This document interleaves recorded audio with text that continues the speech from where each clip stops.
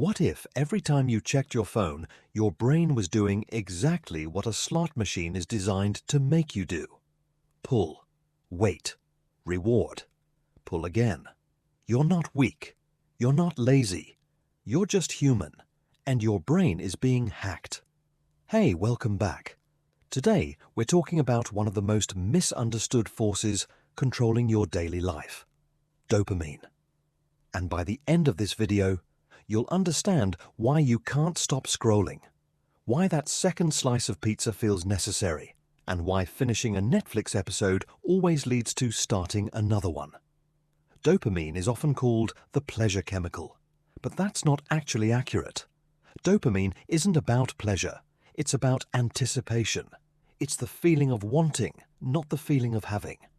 Your brain releases dopamine not when you get the reward, but when you expect it. That's the key to everything. Think about it. The excitement before opening a gift is more intense than the moment you actually open it. The anticipation of a date feels more electric than the date itself sometimes. That's dopamine doing its job. It's designed to keep you motivated, keep you seeking, keep you alive. But here's where modern life breaks the system. For thousands of years, dopamine was released for things that kept us alive: finding food, making connections, solving problems. The reward was real, and it took effort. Now, your brain gets dopamine hits hundreds of times a day from things that require zero effort. A like on Instagram, a funny video, a notification ping, a new message. Each one is a tiny hit. Each one trains your brain to want more. And here's the terrifying part. The more hits you get, the less each one satisfies you. Psychologists call this tolerance. The same amount of stimulation produces less and less dopamine over time. So you need more.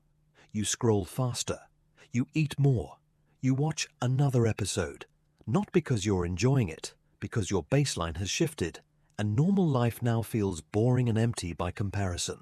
This is what researchers call a dopamine deficit state.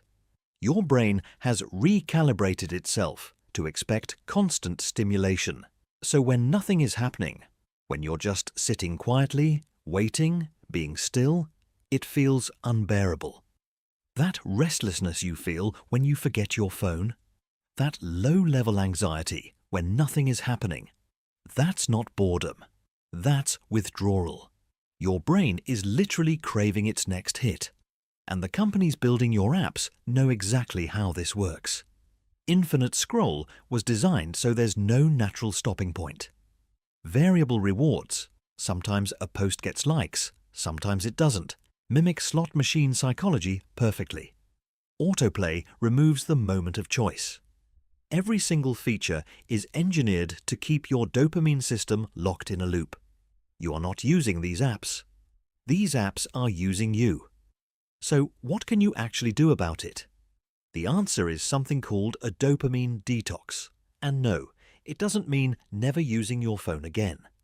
It means deliberately creating periods of low stimulation so your brain can recalibrate. No social media for a morning.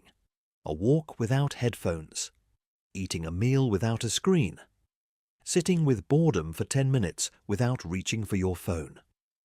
These things feel genuinely uncomfortable at first. That discomfort is proof that your baseline needs resetting. But studies show that even short breaks from high dopamine activities can restore sensitivity, improve focus, reduce anxiety, and make real life feel rewarding again.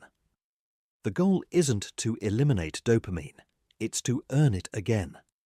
To get your hits from things that actually build your life. Exercise, deep conversation, creating something, learning something hard. These releases are slower, deeper, and they don't leave you feeling empty afterward. Your brain is not broken. It's doing exactly what it was designed to do in an environment it was never designed for. The slot machine always wins, unless you decide to walk away from the table. If this hit different, share it with someone who needs to hear it. And tell me in the comments, what's your biggest dopamine trap? No judgment, See you next time.